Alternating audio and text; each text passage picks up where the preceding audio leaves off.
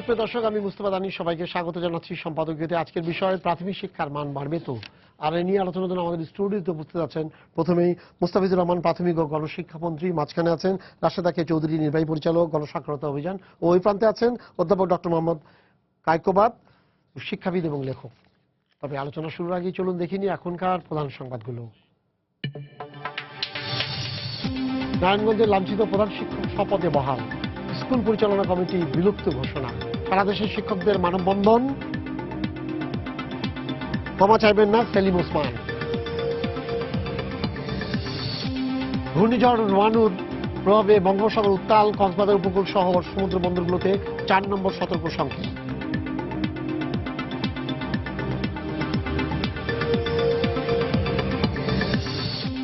বুলগেরিয়ায় women leaders ফোরামে বাংলাদেশে নারীর ক্ষমতায়নের অগ্রগতি তুলে ধরলেন প্রধানমন্ত্রী। বললেন, সম অধিকার প্রতিষ্ঠায় আগামীতে সব বাধা দূর করা হবে।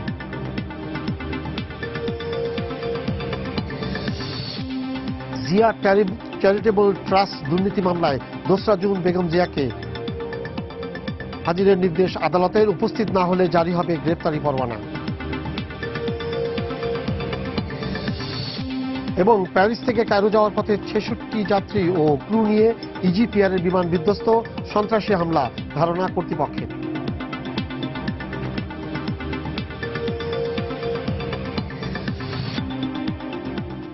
প্রাথমিক শিক্ষাকে 8ম শ্রেণী পর্যন্ত সম্প্রসারিত করা হয়েছে, যেটা 2010 সালের শিক্ষানীতিতে ছিল। তার মানে মোটামুটি শিক্ষানীতি হওয়ার পরে এটা বাস্তবায়ন করতে প্রথম পদক্ষেপ নিতে 6 বছর লেগে গেছে। আপনি এটাকে কিভাবে মূল্যায়ন করেন গণশিক্ষা এবং প্রাথমিক শিক্ষা মন্ত্রী হিসাবে? বিলম্ব হয়েছে, অস্বীকার করবার তো কোনো উপায় নেই। বিলম্ব হয়েছে, তবে শুরুও হয়েছে, শুরু হলো। শুরু থাকলেই তার শেষ হবে। শিক্ষানীতিও কিন্তু আমাদের, যদি আমি আপনার প্রশ্নের প্রেক্ষিতে বলি, এই শিক্ষানীতি কিন্তু আমাদের পাকিস্তান থেকে শুরু করে যদি এখন পর্যন্ত এটার আমি ইতিহাসটা দেখি, তাহলে বারে বারে অনেক পরীক্ষার মধ্য দিয়ে গেছে। স্বাধীনতার পর জাতির জনক যখন কুদরতি ক্ষুদা কমিশন করলেন, সেই কমিশনের রিপোর্টও আলোর মুখ দেখতে না দেখতেই সেটাও শেষ হয়ে গেল। তারপরে আবার অনেক পরীক্ষা নিরীক্ষা স্বাধীন বাংলাদেশে। অবশেষে আমরা মোটামুটিভাবে অভিন্নভাবে আমাদের দেশের সকল শ্রেণী পেশার মানুষ, বিশেষ করে বিদগ্ধজন যারা এই শিক্ষানীতি নিয়ে কথা বলেন, কাজ করেছেন, তারা সবাই মিলে মোটামুটি একমত হয়েছে। এবং সরকারি দল আর বিরোধী দল বলে নেই, সবাই মিলে এই শিক্ষানীতির ব্যাপারে একমত হয়ে একটা শিক্ষানীতি করা গেছে। এটিতেও অনেক বিলম্ব হয়েছে, কারণ স্বাধীনতার পর যদি আমাদের 44 বছর লেগে যায় শিক্ষানীতি করতে, তো সেই ক্ষেত্রে এটা 2010-এ শিক্ষানীতি হয়েছে, 16-তে। তবে বলতে পারেন আপনি যে স্টার্টটা আজকে হলো বা গতকাল হলো, সেই স্টার্টটাই আমরা 11-তে করতে পারতাম। তাহলে এতদিন পর্যন্ত অন্যান্য অনেক বিষয় আছে, এটা তো শুধুমাত্র আওতায় নিয়ে নিলেই 8ম শ্রেণী হলো না। এটার বাস্তবায়ন পর্বে বহু প্রকারের সমস্যা আছে। সেই সমস্যাগুলোকে যদি আমরা বিশেষজ্ঞ জনদের নিয়ে আমাদের বসতে হয়, এর অনেক বিষয় আছে যে বিষয়গুলো একটা মোটামুটিভাবে দৃশ্যমান একটা জায়গায় নিয়ে আসতে গেলে বা কার্যকর অবস্থায় নিয়ে আসতে গেলে আরও সময় লাগবে। তবে স্টার্টটা আরও আগে হতে পারত। কিন্তু আমি বলবো যে মন্দের ভালো, অবশ্যই আমরা শুরু করতে পেরেছি। এবং এই সরকার এরকম অনেক ভালো জিনিসের শুরু করেছে ইতিমধ্যেই। এবং আমি মনে করি যে এটাও একটা, আপনি ধরে নিতে পারেন, এটা উত্তরণ পর্ব একটা, আমরা একটা উতরে গেলাম একটা জায়গার থেকে, এটা বলতে পারবো। আপনি তো এটার সাথে একদম সরাসরি জড়িত। আপনার মূল্যায়নটা কি? এই যে 2010 থেকে 16-তে আসলো, উনি বলছেন যে শুরু অ্যাটলিস্ট শুরু হয়েছে, একটা প্রক্রিয়ার মধ্যে ঢুকেছি, যেটাই সময় লাগবে, অনেক সমস্যা আছে।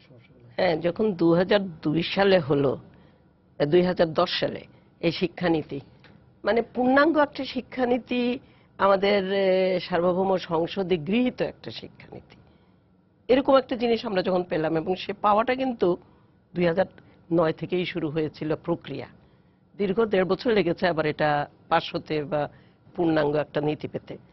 তারপরে ধরেন আমরা তো অপেক্ষায় ছিলাম, খুশি হয়েছিলাম, কিন্তু আমাদের ধীরে ধীরে কিছুটা হতাশ হয়ে যাচ্ছিলাম যে আসলেও দিন তো চলে যাচ্ছে, বাস্তবায়নের একটা বড় পদক্ষেপ, অনেকগুলো ছোট ছোট পদক্ষেপ কিন্তু নেওয়া হয়েছে শিক্ষানীতি বাস্তবায়নের, কিন্তু বড় পদক্ষেপ যেটা আমাদেরকে কখনো কখনো ফেস করতেই হবে, সেটা হলো প্রাথমিক শিক্ষার সম্প্রসারিত একটা রূপ।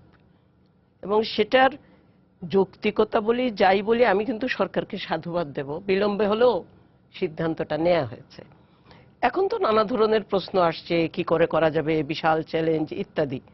তো কথাটা তো সোজা, আমি পানিতে সাঁতার কাটবো, কিছুটা ডুবনি খাবো না, সেটা তো ঠিক না।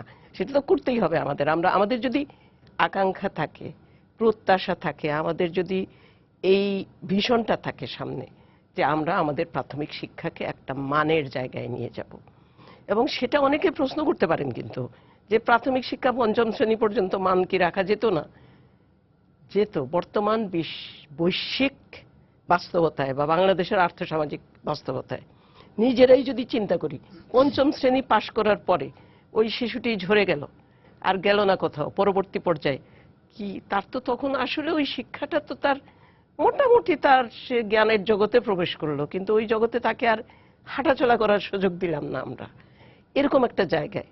তো সেখানে মান নিয়ে আসলো যে প্রাথমিক শিক্ষার মানটাকে আমরা যদি একদম অষ্টম শ্রেণী পর্যন্ত নিরবচ্ছিন্নভাবে নিয়ে যেতে পারি তাহলে কিন্তু সে যে জায়গাটা অর্জন করবে, সেটা যে কোনো মূল্যায়নের দিক থেকে আমরা মনে করি, বিশেষ করে যে তাকে আমি শিশু শ্রমের কথা বলবো না, কিন্তু পরবর্তী পর্যায়ে তার জীবন জীবিকার জন্য এই অষ্টম শ্রেণী পর্যন্ত পড়াটা তার জন্য একটা কাজের বিষয় হবে।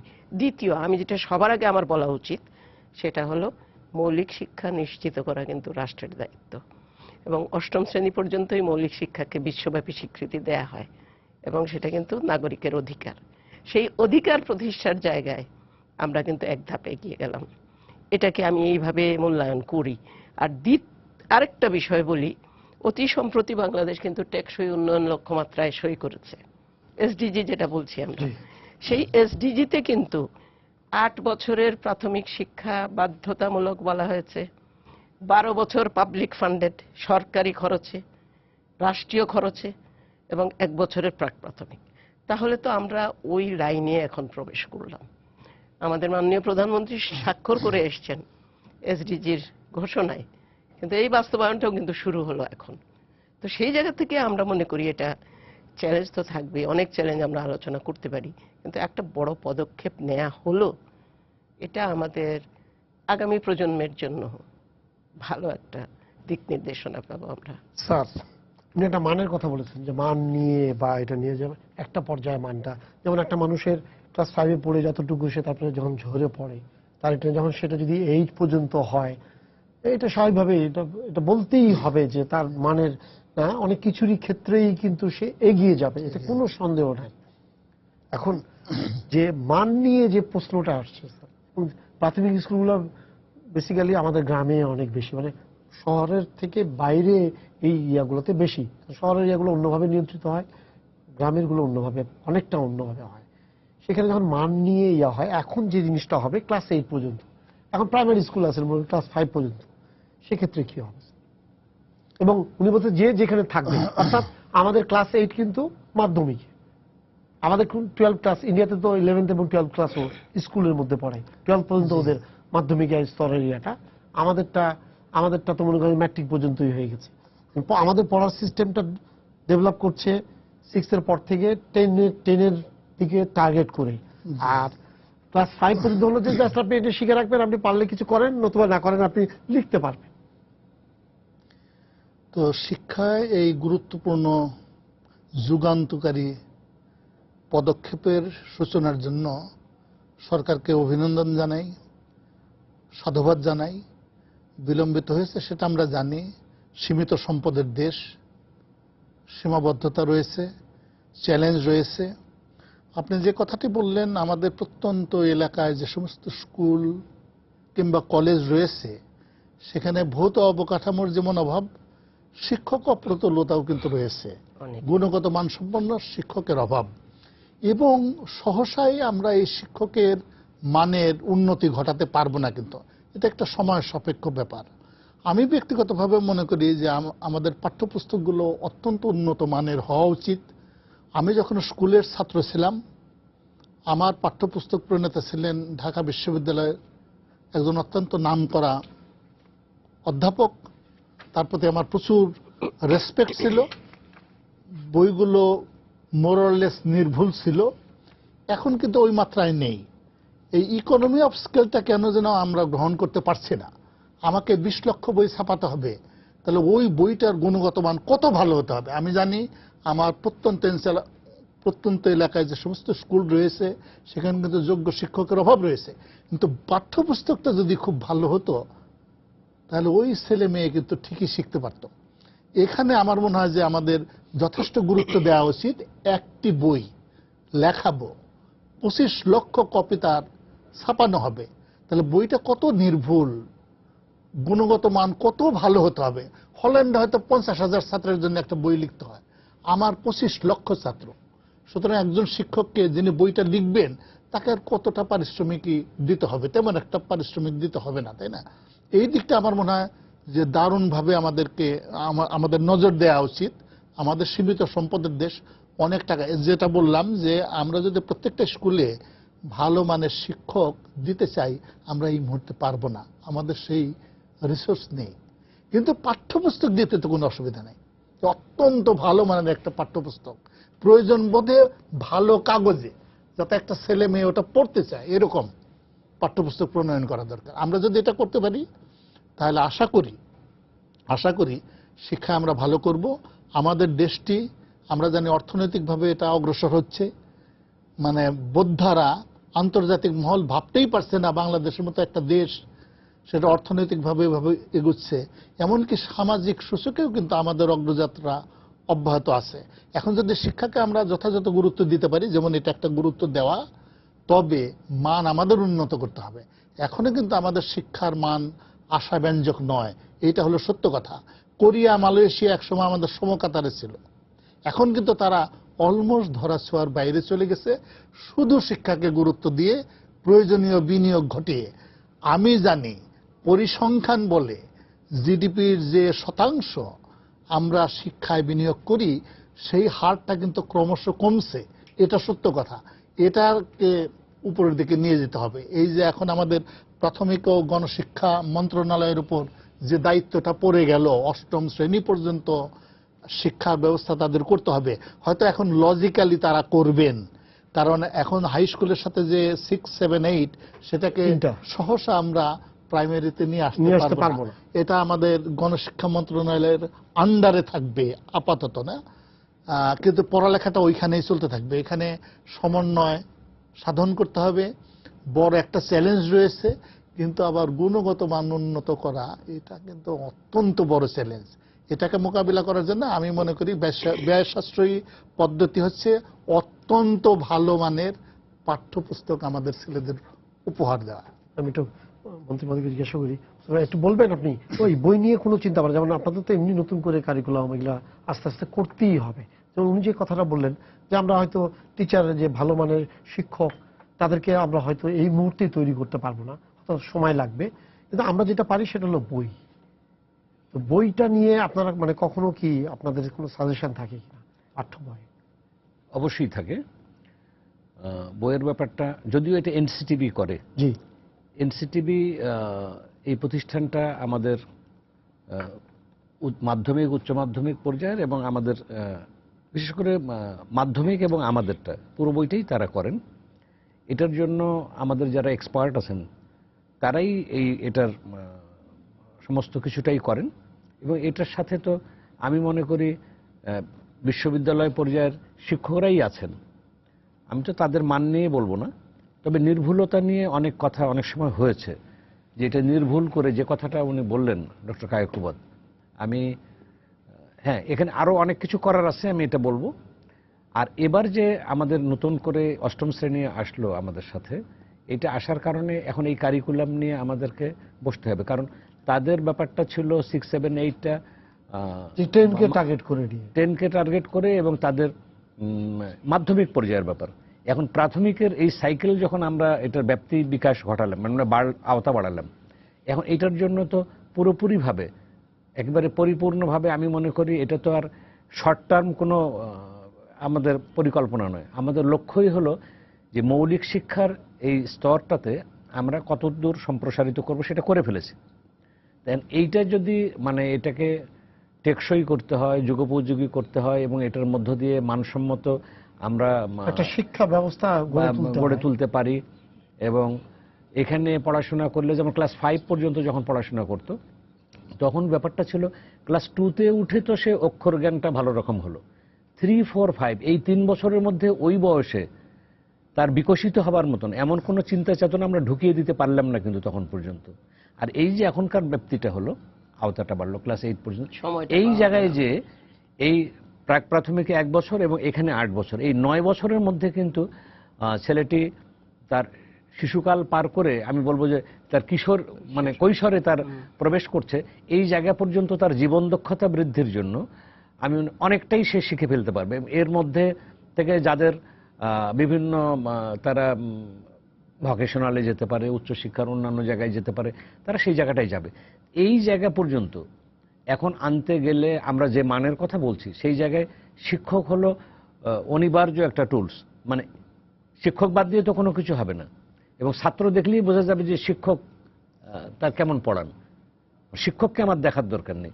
সেই জায়গাটাতে আমি বলবো যে এত সমস্যার মধ্যেও আমরা প্রাইমারির যে রিক্রুটমেন্টটা, যদিও এসএসসি পাস করেও মেয়েরা এখানে আসতে পারে, কিন্তু এখন কিন্তু এসএসসি পাস মেয়েরা আর এখানে টিকছেই না, অনেক বেশি তারা টিকছেই না।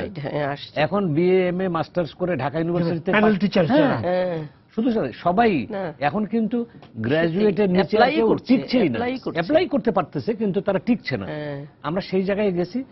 আমাদের ট্রেনিংটা আগে পিটিআই পর্যায়ে যেটা ছিল, এই মানটাকে বাড়াবার জন্য আমরা এখন বিশ্ববিদ্যালয়ের পর্যায়ে ঢাকা বিশ্ববিদ্যালয়ের সাথে আমরা একটা অ্যারেঞ্জমেন্ট করেছি এবং সেখান থেকে আমাদের ডিপ্লোমা 1.5 বছরের শিক্ষকদের শিক্ষক প্রশিক্ষণটার উপরে আমরা সব থেকে বেশি জোর দিচ্ছি।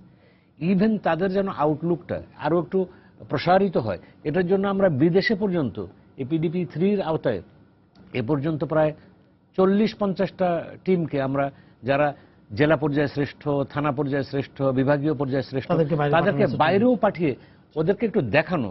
অর্থাৎ একটা মানুষ কিন্তু সাগর দেখলে তার দৃষ্টিভঙ্গিটা সাগরের মতো প্রসারিত হয়, আর যদি শুধু পুকুর বা নদী বা খালবিল দেখে তাহলে একরকম হয়। তা আমরা যত প্রকার দিক আছে মানে আমাদের এগিয়ে নেবার জন্য, কারণ এছাড়া তো আমাদের অন্য কোনো বিকল্প নাই। যুদ্ধ করে আমরা জিতেছি, স্বাধীন হয়েছি, কিন্তু আমরা যে ভিত্তির উপর, মজবুত ভিত্তির উপর দাঁড়াতে চাই, এই জাতিকে দাঁড় করাতে চাই বা মানব সম্পদে পরিণত করতে চাই এই জনগোষ্ঠীকে, সেটা করতে গেলে শিক্ষার কোনো বিকল্প আছে কি? আমি মনে করি না। যারা আমাদেরকে ছেড়ে দ্রুত এগিয়ে যাচ্ছে পৃথিবীর অন্যান্য দেশ, তাদের সমকক্ষতা অর্জন করবারই তো আমরা চেষ্টা করছি, এবং সেই চেষ্টা বিরামহীনভাবে করছি। হ্যাঁ, বিনিয়োগের কথা উনি বলেছেন, যথার্থই বলেছেন। এখানে অনেক কিছুই করবার আছে। আবার শুধু বিনিয়োগ করে তার রিটার্ন যদি আমি না পাই, আমি শিক্ষকের বেতন বাড়ালাম, আর কিছু করলাম, আত্মনিবেদনের জায়গাটা যদি তার ঘাটতি থাকে, তাহলে আমি যত ভালো এমএ পাশেই দেই না কেন, সেই জায়গায় আমি তারা কমিটেড কতটুকু, তাদের কমিটমেন্টটা কি? মানে তিনি শুধু নিজের কথাই ভাববেন, নিজের বাচ্চার কথাই ভাববেন না, যে স্কুলের বাচ্চাদের যাদের হাতে সমর্পণ করা হলো সবার কথা ভাববেন, দেশের কথা ভাববেন। সেই জায়গাটা, সেই বোধ সম্পন্ন শিক্ষক সৃষ্টি করবার জন্য আমরা চেষ্টা করছি। একদিন না একদিন আমাদের এই জাতি অবশ্যই পাবেন সেই জায়গাটা। ফোন আছে, দর্শক আপনার পরিচয় দিয়ে প্রশ্ন করুন। হ্যালো, জি, আসসালামু আলাইকুম। ওয়ালাইকুম আসসালাম। আমি টাঙ্গাইল জেলার বাসাইল উপজেলার 5 নং ফুলকি সরকারি প্রাথমিক বিদ্যালয়ের একজন সহকারী শিক্ষক বলছিলাম। জি, বলেন। আমি আমার সামনে উপবিষ্ট মাননীয় মন্ত্রী রাশেদ আপা এবং বুয়েটের সিনিয়র অধ্যাপক স্যারের প্রতি শ্রদ্ধা জানিয়ে বলছি, আমি নরডেম কলেজের এক্স স্টুডেন্ট ছিলাম এবং ঢাকা বিশ্ববিদ্যালয়ের শিক্ষা ও গবেষণা ইনস্টিটিউট থেকে বিএড এবং এমএড কমপ্লিট করেছি। আমি 2014-তে প্রাক প্রাথমিক শিক্ষক হিসেবে নিয়োগ দিয়েছি আমি টাঙ্গাইল উপজেলাতে, কিন্তু আমাদেরকে যতটুকু মূল্যায়ন করা দরকার ততটুকু মূল্যায়ন করে না। শুধু বলে যে আপনি ওই সব জায়গা থেকে এখানে আসছেন, কি জন্য আসছেন, আপনি তো ভালো জায়গায় আরো চেষ্টা করতে পারেন। আমার বাবাও প্রাইমারি স্কুলের সহকারী শিক্ষক, প্রধান শিক্ষক ছিলেন। আমার বোনও, প্লাস আমার ফ্যামিলির প্রায় 20-25 জন শিক্ষক পেশার সাথে জড়িত। কিন্তু উপজেলাতে আমরা যদি কোনো কাজ করতে যাই, বলে আপনি নতুন, আপনি পারবেন না, আপনি খাতা দেখতে পারবেন না, আপনি প্রশ্ন করতে পারবেন না, আপনি মূল্যায়ন বুঝবেন না। কিন্তু আমি মাননীয় মন্ত্রীর সামনে দয়া করে একটা জিনিস বলছি, আমার যে স্কুলে পোস্টিং বর্তমানে, সেখানে বিগত বছরে একটা A+ পাইনি, কিন্তু আমি আসার পরে আমার বিদ্যালয় থেকে এই বছর সমাপনীতে 5টা A+ পাইয়েছি। তারপরে ইউনিয়ন পর্যায়ে আমার স্কুলকে খেলাধুলায় চ্যাম্পিয়ন বানিয়েছি, এবং মোটামুটি আমি যেরকম সার্বিকভাবে চেষ্টা করতেছি, এগুলা দেখে আমি যে একটু অগ্রসর হব, কিন্তু আমাকে যেন মনে হচ্ছে পিছন থেকে আপনাকে কেউ সহায়তা করে না। জি জি। আপনি একজন সহকারী শিক্ষক, কিন্তু আপনার কথা শুনে মনে হলো আপনি একজন মানে সত্যিকারের কমিটেড মানুষ। আপনার পূর্বপুরুষের কথা বলেছেন, তারা শিক্ষকতার পেশায়, আপনার পরিবারের অনেকেই আছে। মানে বিনম্র শ্রদ্ধায় আমি যখন সমালোচনা শুনি আমার কোনো শিক্ষকের, তারা ভালো পড়ান না, কিন্তু পাশাপাশি আপনার কথা শুনে মানে চেষ্টা করছেন, আমি মনে করি যে আপনাকেই আপনি শ্রদ্ধার পাত্র, আপনি শ্রেষ্ঠ পেশায় আছেন। আপনি মূল্যায়ন পান না মানে সমাজ নিশ্চয়ই আপনাদের মূল্যায়ন করবে এক সময়, কিন্তু আমি মনে করি যে আমাদের সমাজে এখনো ব্যতিক্রমী কোনো ঘটনা ছাড়াই এখনো কিন্তু যারা আমাদের শিক্ষক, আমি তো মনে করি আমার প্রাইমারিতে যারা পড়িয়েছেন সেই স্যারদেরকে দেখলে এখনো তাদের কদমবুসি করি আমরা। তো কাজে আমি মনে করি আপনাদের মতন শিক্ষকরা আছে বলেই তো এখনো আশার আলো আমরা দেখতে পাই। আমি আশা করব যে আপনারা যে সমস্যা ফেস করতেছেন সেই সমস্যাগুলো দূর হয়ে যাবে, আমি এটুকুই আপাতত বলতে পারি আপনাকে। আচ্ছা আপা, উনি যেটা বলেছেন সমন্বয় দরকার, একটা সমন্বয় না হলে যেটা হবে যে শিক্ষাকে আপনি সামনে আগানোর জন্য আপনি সম্প্রসারিত করলেন ক্লাস 8 পর্যন্ত, কিন্তু সমন্বয়হীনতার কারণে পাঠ্যক্রম ঠিক নাই। হ্যাঁ, মনে করেন যে তারপর মনে করেন যে টিচারগুলো যারা আসবেন, প্রায় আমি যতদূর জানলাম যে প্রায় 30,000 টিচার লাগবে। তো এখন এই আমি এর পাশাপাশি দেখলাম যে ইয়াও আছে, নিয়োগের একটা প্রক্রিয়া ওনারা করে রেখেছেন, হয়তো করে ফেলেছেন কিনা আমি জানি না, ওই যে প্যানেলভুক্ত যে টিচারদেরকে নিয়োগ করবেন। তো এই সবকিছু মিলিয়ে যদি ওনাদের হাতে দায়িত্ব দেওয়া হয় এবং ওনারা যদি সিঙ্ক্রোনাইজ করেন এটাকে টোটালি, তাহলে আপনি কি মনে করেন যে খুব দ্রুত এই চাষ ভালো জায়গায় পৌঁছাতে পারবে? আমি তো মনে করি যে রাজনৈতিক অঙ্গীকারটা আমরা পেলাম, এখন আমাদের একটা মানে যথাযথ কৌশলটা দরকার, কিভাবে করব। সেজন্য আমাদের পক্ষ থেকে আমরা কিন্তু বলছি, এবং বিশেষ করে যারা সরকারের বাইরে আমরা যারা শিক্ষা নিয়ে কাজ করি, আমাদের অনতিবিলম্বে একটি কর্মপরিকল্পনা করা দরকার, একটা অ্যাকশন প্ল্যান, সেটা হলো এক্ষুনি আমি কি করতে পারবো, কতটুকু করতে পারবো, আর মধ্যমেয়াদী একটা যে কি করব, আর দীর্ঘমেয়াদী যে ধরেন 2018 বা 20 সালের মধ্যে আমার এই টার্গেটটা করে এটা করা দরকার। এবং কে কোনটা করবেন, কোনটা এনসিটিভি করবে, কোনটা শিক্ষা মন্ত্রণালয় সরাসরি, কোনটা মাউসি করবে, কোনটা ওনারা করবেন, এইটা কিন্তু পরিষ্কার হওয়া দরকার প্রথমে।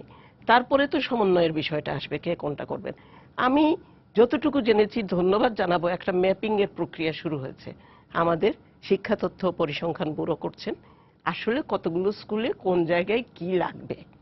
এই ম্যাপিংটা যদি হয়ে যায় আমাদের, তাহলে কিন্তু আমাদের কাছে পরিষ্কার একটা চিত্র চলে আসবে। এবং তারপরে যেটা দরকার, তাহলে কোনখানে কতটুকু কি দরকার। বইয়ের কথাটা আসলো, আমি স্যারের সাথে একমত। আসলে কিন্তু যে কোনো বাচ্চা, সেটা ছোট হোক, কিশোর কিশোরী হোক, সুন্দর প্রচ্ছদের সুন্দর একটা বই পড়ে থাকলেও ধরবে। এটা হচ্ছে চাইল্ড সাইকোলজি। এবং সেখানে শুধুমাত্র এই যে আমরা ফ্রি বই দিচ্ছি, আমাদের প্রত্যাশা আকাঙ্ক্ষা আর একটু বেশি, ক্লাসরুমে সুন্দর সুন্দর বই, আরো সহায়ক পুস্তক আরো ছড়িয়ে রাখা, সেটা প্রাথমিক পর্যায়ে। সেই জায়গাটা থেকে আমি মনে করি কাজগুলো যদি ওইভাবে ভাগ করে নেওয়া যায়, বিশেষ করে 3টা জায়গায় তো লাগবে আমাদের। প্রথম হচ্ছে অবকাঠামো, দ্বিতীয় হচ্ছে আমাদের এই যে শিক্ষাক্রম, পাঠ্যপুস্তক ইত্যাদি, তৃতীয় যেটা সবচেয়ে প্রধান সেটা হলো শিক্ষক, চালিকা শক্তি। সেই 3টা জায়গাকে গুরুত্ব দিয়ে আমরা যদি মনে করি যে আসলে কাজটা আমরা এইভাবে করতে পারবো, সেখানে সবচেয়ে বড় আরেকটা প্রশ্ন আসবে বিনিয়োগ। এবং শিক্ষাক্ষেত্রে বিনিয়োগ বারবারই আমরা বলি যেটা কিন্তু বরাদ্দ না, এটা বিনিয়োগ। আপনি একটা সেতু বানাতে পারেন, সেটা ভেঙে যেতে পারে, কিন্তু মানব সক্ষমতা একবার বিনির্মাণ করলে ভাঙবে না, এটা এগিয়ে যাবে। তো সেই জায়গায় আসলে কিন্তু আমাদের বিনিয়োগটা বাড়াতে হবে, এবং এটা কোথায় কোনটা প্রয়োজন যেটা বলা হয়, যেটা আমাদের মন্ত্রী মহোদয় প্রায়ই বলেন যে খরচও তো করতে জানতে হবে, আমি না হয় দিলাম বরাদ্দ।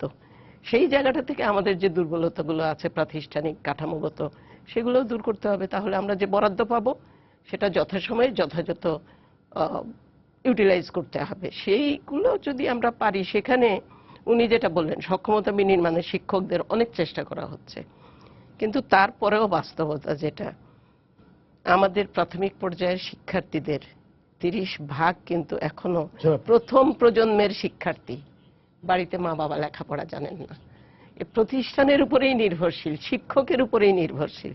সেখানেই তো গুরুত্বটা দিতে হবে। স্যার আমাকে একটু বলবেন যে এখন যেটা হচ্ছে শিক্ষক একটা বড় কারিকুলামের মধ্যে সবচেয়ে বড় যে জিনিসটা, এখন আবার প্রাথমিক স্কুল মানে স্কুলের হেডমাস্টারের পদটা মনে হয় 3য় শ্রেণী থেকে 2য় শ্রেণীতে করেছে, এটা চলে গেছে পিএসসির আন্ডারে এখন। হ্যাঁ, তো এটা কিন্তু আরেকটা সমস্যা।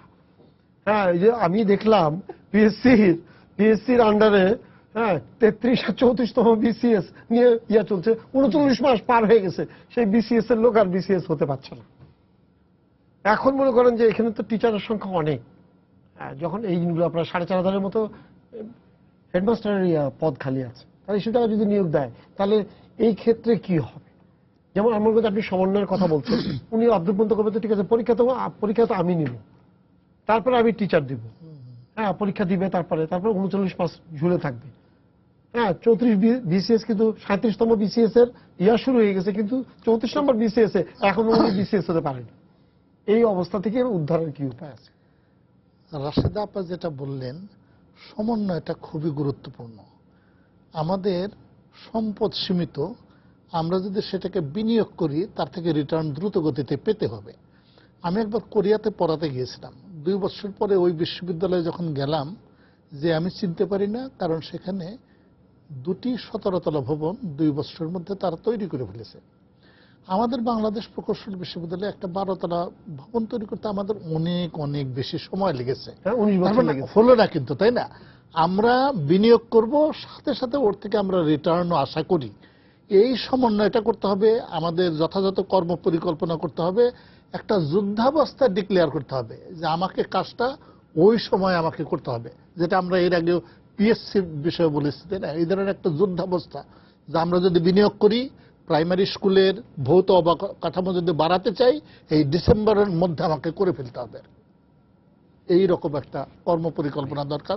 দুর্বল, কঠিন। আমরা শেষ পর্যায়ে আছে, আমরা একটু বলবেন এই যে শিক্ষক নিয়োগের যে বিষয়টা চলে আসে, আপনারা প্যানেল শিক্ষক আছে, তাদেরকে নিয়োগ করার একটা প্রক্রিয়া করেছে, এটাকে আপনি কিভাবে?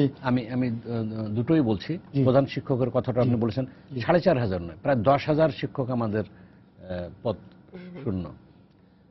প্রমোশনের অপেক্ষা, প্রমোশনের আমরা একটা পার্সেন্টেজ, প্রায় 65% আমরা প্রমোশন দিতে পারি সহকারী শিক্ষক থেকে, আর বাকিটা আমাদের নিউ রিক্রুট করতে পারে। রিক্রুটটা যেহেতু সেকেন্ড ক্লাস হয়েছে, এটা পিএসসির মাধ্যমে হবে, এবং যেটা আমরা প্রমোশন দেব সেই প্রমোশনের তালিকাটাও কিন্তু ওই পিএসসিতেই যাবে, ওখানে তারা যাচাই বাছাই করে করবে।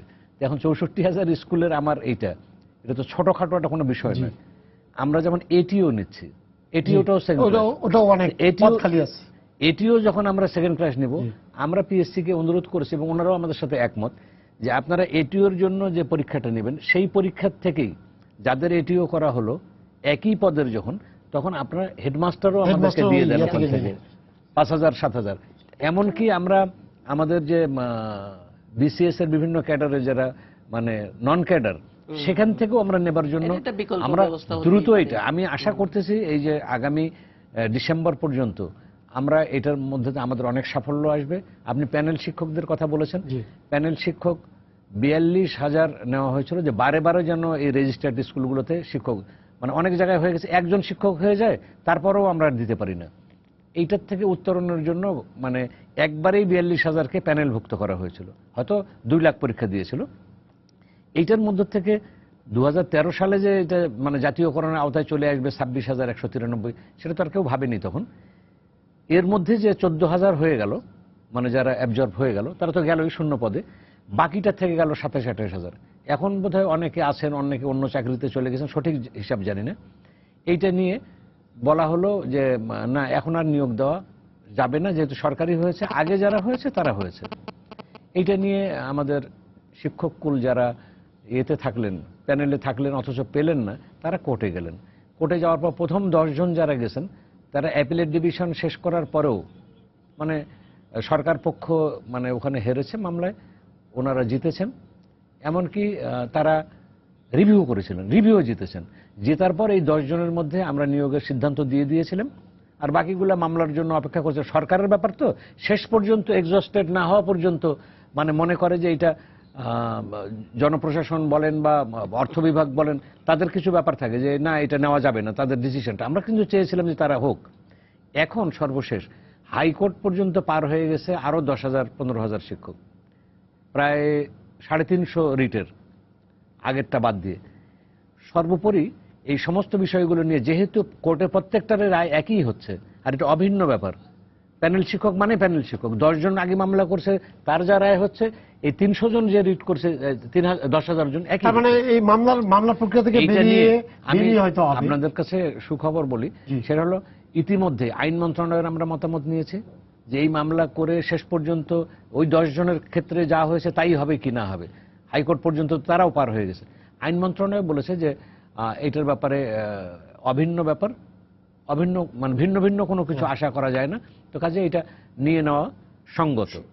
পরবর্তীতে আমরা আমাদের সরকার প্রধানের সাথেও, মাননীয় প্রধানমন্ত্রীর সাথেও কথা বলেছি, এবং উনিও বলেছেন যে মামলার জটিলতা পরিহার করে এটার বিষয় নিয়ে নেওয়া। এবং সর্বোপরি আমরা গত পরশুদিন আমি এটা আমার স্বাক্ষরে ডিজি অফিসকে জানিয়ে দেওয়া হয়েছে যে সংখ্যা কত, কোথায় কিভাবে আছে, কোথায় শূন্য পদ আছে। আমাদের প্রায় 30-32 হাজার পদ এখন পর্যন্ত অবসরেও যান, প্রতিদিন অবসর হচ্ছে। এইটাতে আমি মনে করি যে শিক্ষক সংকট আমাদের থাকবে না বলে আমি মনে করি যে জানুয়ারির মধ্যে আমরা দৃশ্যমান কিছু একটা পাবো। অর্থাৎ শিক্ষকের জন্য পড়াতে পারছি না, বা ওই যে গাছতলায় মানে পড়ছে কয়েক জায়গায়, এটা কিন্তু সারা দেশের চিত্র নয়। আমি মনে করি এই 1 বছরের মধ্যে আমরা গাছতলায় কাউকে পড়তে হবে না, সেই জায়গাটায় আমরা পৌঁছতে পারবো। আশা করি গাছতলায় পড়তে হবে না। আপনার শেষ পর্যায়ে আছে, একটু বলবেন যে গাছতলায় পড়তে হবে না, কিন্তু আমাদের অনেক জায়গায় কিন্তু গাছতলায় পড়তে হয়। তার মানে ফ্যাসিলিটিস ডিপার্টমেন্ট কিছু করতে পারে না, এখানে আসলে শিক্ষা মন্ত্রণালয় কিছু করে না। ফ্যাসিলিটিস করে না, আমাদের সমস্ত কাজটা এলজিডি করে। আমাদের প্রায় 15,000 ক্লাসরুম বিভিন্ন জায়গায়, যেখানে নিড বেস ওনাদের আওতায় এবং ওনাদের মনিটরিং এই করে। কিন্তু বিষয়টা হলো এখানে এই সমন্বয়, ঘুরে ফিরে সমন্বয়, এবং সবগুলো অনেকগুলা মন্ত্রণালয়ের বিষয় আছে এখানে, জনপ্রশাসন থেকে শুরু করে এখন তো সবকিছুই চলে এসছে। তো সেই জায়গায় সমন্বয়টা খুব দরকার। একটা সঠিক কর্মপরিকল্পনা, টাইমলাইন সহ, সময় সহ, কবে কখন কোনটা করব শেষ করব, সেটা দরকার। আর সবশেষে যেটা বলবো, সরকারের কাছে প্রত্যাশা, আমাদের বাধ্যতামূলক প্রাথমিক শিক্ষা কিন্তু অবৈতনিক, এই 8ম শ্রেণী পর্যন্ত অবৈতনিক হবে আশা করি, করতে হবে। হ্যাঁ, শেষ কথা আপনার। আপনি শিক্ষাবিদ হিসাবে আপনি কি বলতে চান? যেমন বলে দিলেন যে অবৈতনিক হওয়া উচিত। আমাদের কিন্তু প্রাথমিক শিক্ষা অবৈতনিক, বাধ্যতামূলক অবৈতনিক। ক্লাস 8 পর্যন্ত কি হবে? আমি আশা করি 8ম শ্রেণী পর্যন্ত বাধ্যতামূলক এবং অবৈতনিক হবে, এবং এর সঙ্গে আরো আশা করি যে আমাদের শিক্ষার গুণগত মান বাড়বে। শুধু এটার বিস্তৃতি নয়, গুণগত মান বাড়বে, এবং 21শ শতাব্দীতে বাংলাদেশ দ্রুত লয়ে এগোতে থাকবে। শেষ পর্যায়ে একটা সেন্টেন্স আপনি বলবেন এটা নিয়ে, অবৈতনিক ক্লাস 8 মানে আপনার আপিলটা কি? আপনি আপিলটা বলেন। আমি মনে করি অবৈতনিক এবং বাধ্যতামূলক প্রাথমিক শিক্ষা, প্রাথমিক শিক্ষার আওতা যখন আমরা বাড়াবো, নিশ্চয়ই আমি মনে করি যে যদি আজকে মানে যে সরকার আমরা দেশ পরিচালনা করছি, এই পরিচালনার দায়িত্ব যদি আমাদের হাতে থাকে, তাহলে নিশ্চয়ই বাঙালি জাতি আশা করতে পারে যে যুগান্তকারী ওই সিদ্ধান্তটিও আমাদের সরকারই নিতে পারবে। আমি সেটা মনে করি। তবে আমাদেরকে ধীরে ধীরেই তো এগুতে হচ্ছে, আমাদের সীমাবদ্ধতা অনেক আছে, কিন্তু আমাদের আন্তরিকতার কোনো অভাব আছে বলে আমি মনে করি না। এবং সরকারের সেই কমিটমেন্টের জায়গা, অঙ্গীকারটাও আছে এই জায়গায়। কাজে জাতির জনক যখন এটাকে অবৈতনিক বাধ্যতামূলক করেছেন, আমরা আওতা বাড়িয়েছি, আওতা যখন বাড়াবো তখন তো তার খোরাকও যোগাতে হবে। আমি মনে করি বিনিয়োগের প্রশ্ন আছে, সেটাও ভাবেন।